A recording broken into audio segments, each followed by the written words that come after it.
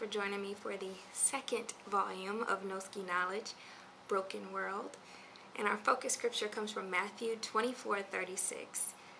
But about that day or hour, no one knows, not even the angels in heaven, nor the Son, but only the Father. So I know we've all heard about the Judgment Day hype from a few weeks back, and it just kind of blew my mind to hear about people panicking and quitting jobs and really jumping on that train. Because if you read the Bible, it clearly says that nobody knows when it's going to happen. Nobody can predict that day. And it's pretty blasphemous for someone to declare that they know for sure when Jesus is going to return. So I thought the whole thing was kind of crazy. It was interesting to follow just to see reactions from people, but at the same time it was kind of sad because people were quitting jobs and stocking up on food and water and panicking and freaking out. But why? Because if you believe in Jesus and you believe in God's word, then we already know what's going to happen and there's no reason to panic, right? We were driving the other day and my son, Noah, looked out the window and he said, "Mommy, look, the world is broken." And I looked out and it was a cloudy day and there was kind of a break and a hole in the clouds that the sun was shining through, and it really did look like the world was broken, especially from a 4-year-old's perspective. And I started to explain, well, you know, that's the clouds are breaking apart and the sun is coming through. And he's like, "No, Mommy, God is breaking the world because people aren't following directions." And of course, had to gather my composure after a little bit of a good chuckle. But then he proceeded to tell me, remember how Adam and Eve, they didn't follow directions and God kicked them out of the garden? You can read about that in Genesis 3, by the way. And then he went on to tell me about Noah. In Noah's time, when the people weren't following directions, God flooded the earth and destroyed the world. But he saved Noah because Noah followed the directions. Genesis 6 verses 5 and 6 say, "The Lord saw how great the wickedness of the human race had become on earth, and that every inclination of the thoughts of the human heart was only evil all the time. The Lord regretted that he had made human beings on earth, and his heart was deeply troubled." Now that hurts. That makes me so sad to think that God actually regretted making us.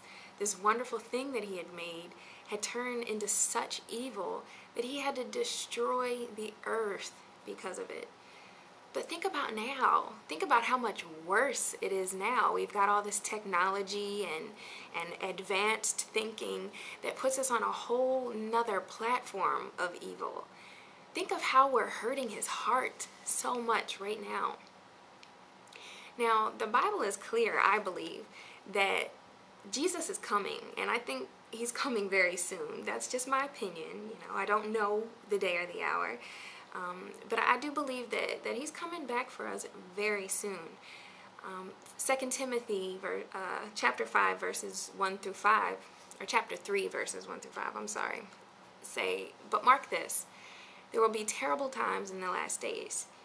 People will be lovers of themselves, lovers of money, boastful, proud, abusive, disobedient to their parents, ungrateful, unholy, without love, unforgiving, slanderous, without self-control, brutal, not lovers of good, treacherous, rash, conceited, lovers of pleasure rather than lovers of God, having a form of godliness but denying its power."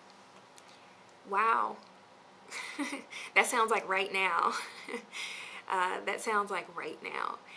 And the Bible says that, you know, in those days, that's what's going to be happening, and that's what's happening right now. So that's why I believe that Jesus will be coming soon. But I'm not scared, and I'm not worried about it, because I have Jesus. We know that when we put our trust and our faith in God, and we follow his Son, Jesus Christ, and we are obedient, that God will save us, just like Noah was obedient and God saved him.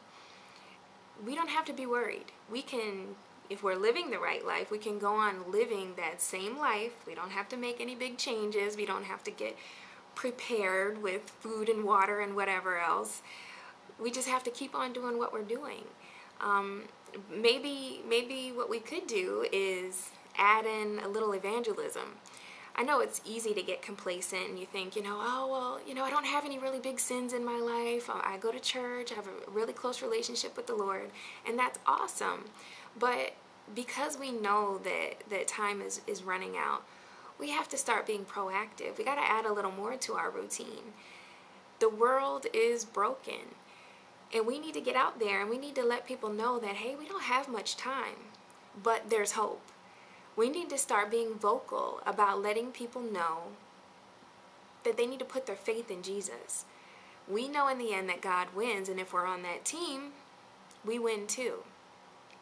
So I'm going to challenge you, because I'm challenging myself to, last week we spoke about, the spiritual opportunities to get out there and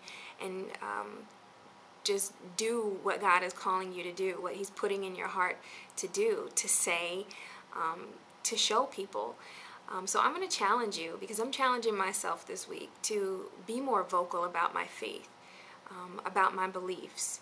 Don't be ashamed, don't be embarrassed to say that you believe in Jesus, and the signs are all pointing toward very soon for His return.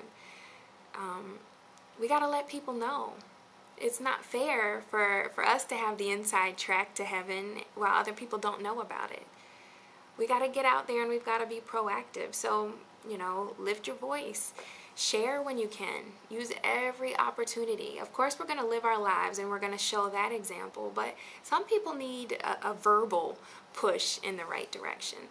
So, go where God leads you with that and get out there, because we got to do what we can do to kind of bandage up this broken world before Jesus comes, because we are responsible for all those things that we don't do, that He's calling us to do. So I just thank you for watching, and I want to encourage you to not have fear, but have hope in Jesus. If you don't know Jesus already, drop me an email, stop by the website, www.joychronicles.yolasite.com, or send me an email at joy.chronicles@yahoo.com. Send me an email and we can talk about it. Get a Bible, go to a church, learn more about it. There's nothing to be afraid of when you know where you're going in the end. So I hope you're encouraged, and I'm just praying for everyone who is watching, that your faith would be strengthened and your hope in God would be strengthened. So until next time, take care. God bless you.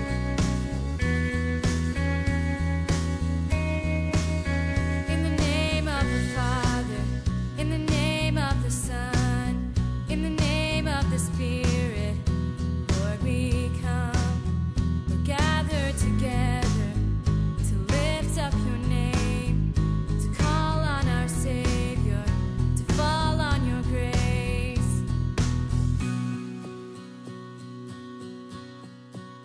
In the name